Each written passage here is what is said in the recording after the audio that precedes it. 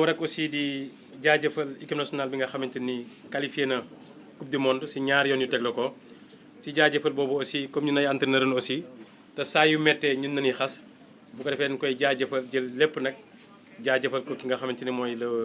l'entraîneur national Aliou Cissé ak staffam si wàllu loolu aussi ñu gis ni football gis nañ li nga xam moom la amené si Sénégal sur le plan stabilité sociale politique ak si wàllu aussi koom-koom kon mu nekk loo xamante ni jot na peut-être ñu jox gëdd ñi nga xamante ni ñooy def loolu muy joueurs yi di aussi ñi nga xamante ni ñoom ñooy les entraîneurs parce que rafetatul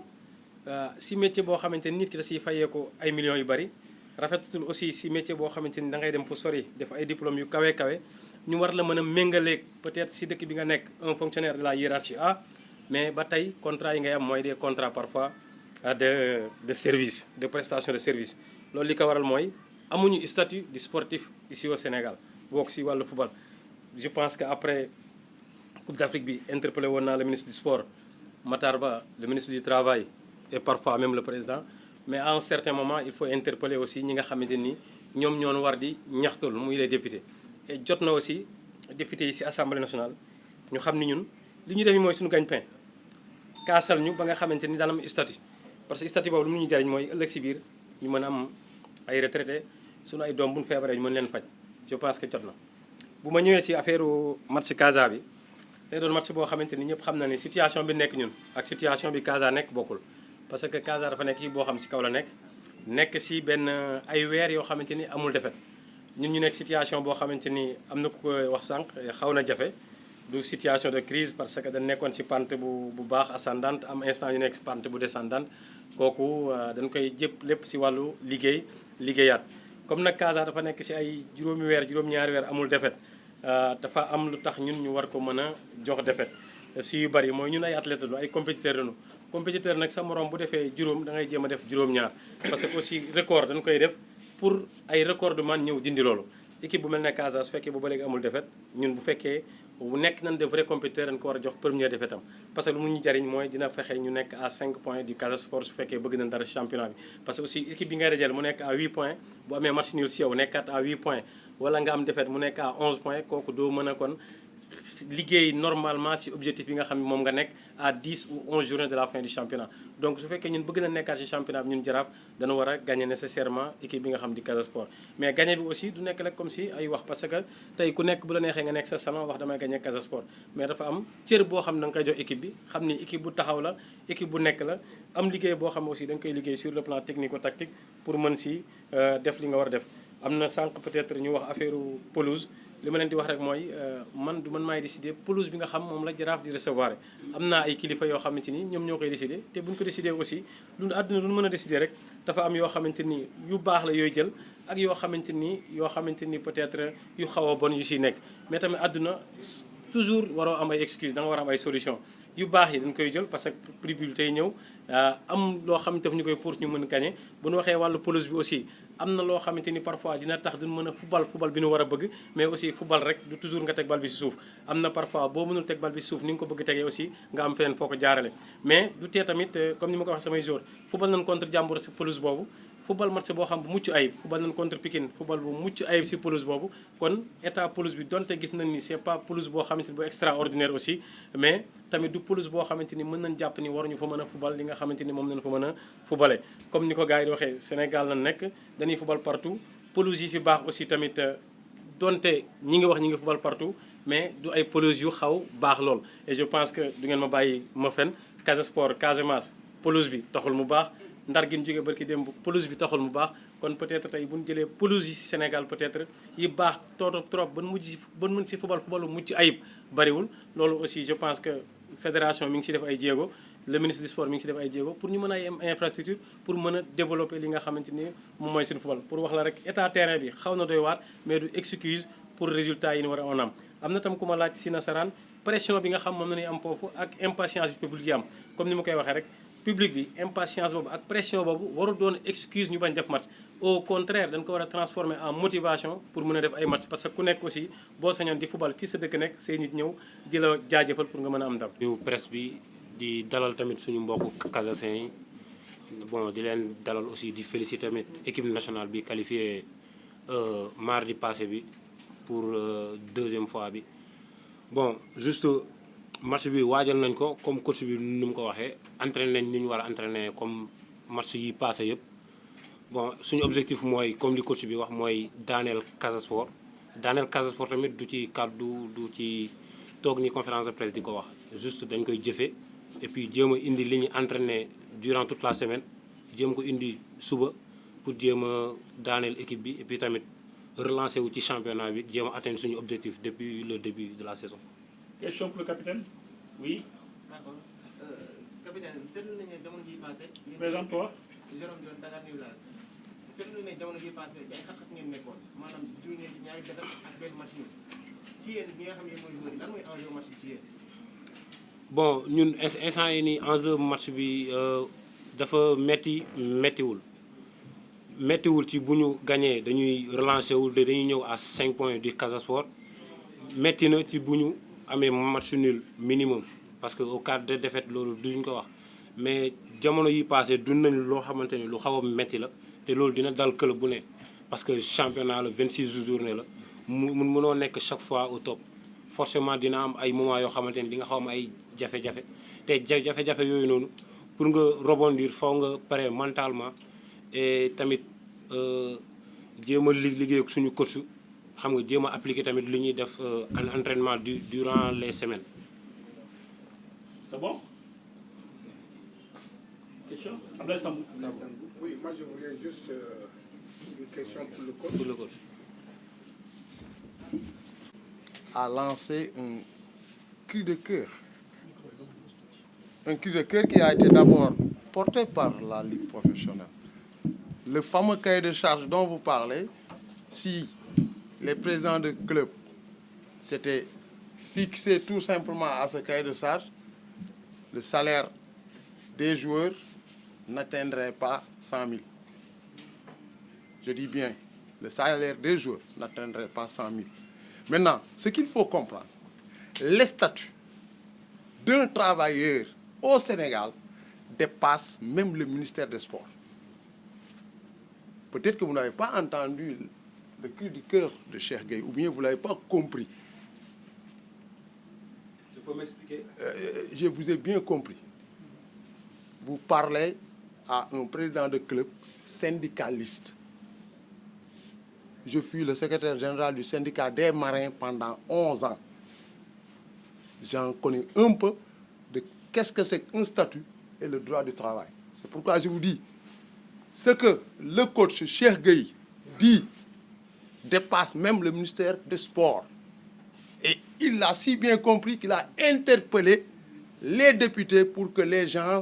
puissent légiférer sur le statut du football, du footballeur. Parce que au Sénégal, le footballeur n'est pas considéré comme un métier, c'est pas une profession. C'est dans ce sens-là que Cheikh Gueye parle. Il faudra que le législateur puisse légiférer sur le statut du footballeur et in fine sur le statut de l'entraîneur. C'est ça l'appel de Cheikh Gueye. Moi, je pense que vous n'avez pas bien saisi ma question. J'ai compris ce que voulait dire Cheikh Gueye. Lui, il a parlé de l'Assemblée nationale. Moi, je me réfère à la Ligue professionnelle qui a mis des dispositions en 2009 pour passer à un championnat professionnel. Donc, même si les statuts ne sont pas pour les sportifs qui ne doivent pas être professionnels, mais moi, je pense qu'aujourd'hui, en 2022, peut-être que les salaires devraient au moins avoir grimpé jusqu'à un certain niveau. Ça, Autre question. Oui, vraiment. On ne peut pas trop politiquer. On peut avancer. C'est ça. C'est pour la Ligue. On va avancer, c'est important. Oui. Juste une question. Allez-y. Par rapport à la sécurité, puisqu'on connaît la popularité des équipes, est-ce que tous les gens qui se déplaceront, exemple moi qui suis journaliste, je ne vais pas aller là-bas comme supporter, est-ce que la Ligue prévoit quand même des mesures sécuritaires assez drastiques pour pouvoir canaliser les supporters des deux équipes? Je touche du bois. Je touche encore du bois 3 fois. Heureusement que jamais, depuis que la Ligue est la Ligue, un classico, encore moins un derby, n'a connu d'incidents notoires. Et les deux équipes, je vous ai dit tout à l'heure à l'entame de mes propos, c'est tous les championnats ont leur classico, nous en avons plusieurs. Mais le plus en vue, c'est Jaraaf Casa. N'oubliez pas, à la phase aller, c'est ce même Casa Jaraaf qui a été l'objet d'un match phare à Ziguinchor. Et si je ne me trompe pas, le Jaraaf a égalisé au temps additionnel. Parce que c'est deux équipes, deux grands clubs avec des supporters très fair-play. Et encore une fois de plus, le championnat professionnel, l'organisation échoue totalement à l'équipe qui reçoit. L'équipe qui reçoit commande son service d'ordre, reçoit dans son terrain et est bénéficiaire de toutes les retombées. National bi qualifié ci mondial bi war a am Qatar di wax ni tamit Ligue Pro bi jël na ay matuwaayam di organiser ay conférence de presse pour jaay image yu yenn match yi championnat Sénégal c'est très important di ñëw di féliciter waa Jaraaf aussi parce que Jaraaf quoi qu'on puisse dire Jaraaf équipe bu mag la fii ci Sénégal côté palmarès côté joueur côté lépp lu mu mënti doon et ñun yàlla dogal na ni ñun équipe bu jeune lañu yor te jeune moom liggéey moo war a nekk sa yite te objectif yi gars yi am ñun mën nañ nee ni suñu objectif ñun par week-end la mooy chaque week-end ñu xeex ba am résultat bu positif waaw ñun daal loolu mooy suñu objectif comme ça à la fin du championnat ñu xool li muy joxe voilà. c'est juste pour si question bi naka ngeen di dundee pression bi nan ngeen koy gérer lu weesu coach bi staff bi liggéey bi mu ciy def gestion émotion yi. Bon côté pression ñun moom pression bu positive la ñu am wax dëgg yàlla parce que nous sommes confiants te gëm nañ ni incha allah demain incha allah match bi daal nañ ci génn ak résultat bu positif suñu côté ñun loolu mooy suñu gëm-gëm quoi voilà. Merci Sérère. Merci le président Thiané Samet. waaw mais damay nuyu d'abord journalistes yi ak ligue bi ak fédération bi di féliciter sunu qualification mondiale bi parce que lu am solo la pour ñëw ci match bi damay wax ni rek ni ñun comme ni ñu commencé liggéey ci début saison bi mooy di ñëw jël ay points ci match bu nekk ba saison bi jeex ñu compter ñu xool ñaata lañ ci am loolu mooy sunu mbébét te ci loolu liggéey maintenant li ma waxoon rek mooy chef bi may waxtaan ak moom waxuma woon ni terrain bi baaxul ba tax na bi ma ko yégee fii léegi commencé naa xool di xalaat na lañ fa war a footballé mais ku xam Casa Sport xam na Casa Sport ci football bu rafet di jëlee ballon bi ci góol bi jaar ci milieu défenseurs yi ci milieu ba ci attaque bi loolu nag duñ ko bàyyi te duñ ci jënn foofu la ñuy jaar toujours ba saa yu nu trahiré bu ñu trahiré ñu xool leneen lu ñuy def kon di wax rek ni Jaraaf bokk na ci équipe bi gën a mag ci football Sénégal bi parce que ñoom ñoo fi ëppale titre te tey ambition Jaraaf mooy jël championnat bi parce que jour yu ñu yor jour yu ñu recruté ci début saison bi ñun nag ñëw utkat ay points lañu par journée ba xam lu ñuy jot a am ci kanam parce que lu ñu yor ay xale lañu te dañu dénk équipe bi nga xam ne dañ mën a ma liggéey ci pour fii ak ay at ñu am équipe Casa Sport bu taxaw bu war a mun a nekk ci kanam championnat bi suñu xale yi nag toll nañ ci fi nga xam ne ñu ngi ñor parce que xam nga mango bu ñorul tam doo ko mën a da ngay xaar ba mu ñor foofu la ñu toll nag position bu ñu nekk nag du loolu mooy tax ñun ñu changer suñu ambition yi toujours mooy jël le maximum de points sori ñi nga xam ne ñu ngi suñu ginnaaw pour bañ terminer saison bi ak pression ou bien ak nu mu tudd encore ak yàkkamti loolu mooy sunu objectif fu mu nekk nii maintenant position bu ñu nekk nii liggéey rek moo ñu fa indi liggéey boobu nag ñu ngi koy jox xale yi nga xam ne ñoom ñoo nangri sacrifié wu parce que heure bu ñu leen woo ñu uy suñu lu ñu leen wax ñu def ko ñu defal ñu ko ba tax na ñu leen ci sant ci loolu noonu leen di wax ñu wéy ci liggéey boobu noonu parce que xale liggéey lañ ko laaj parce que dafa war a màgg. nga ne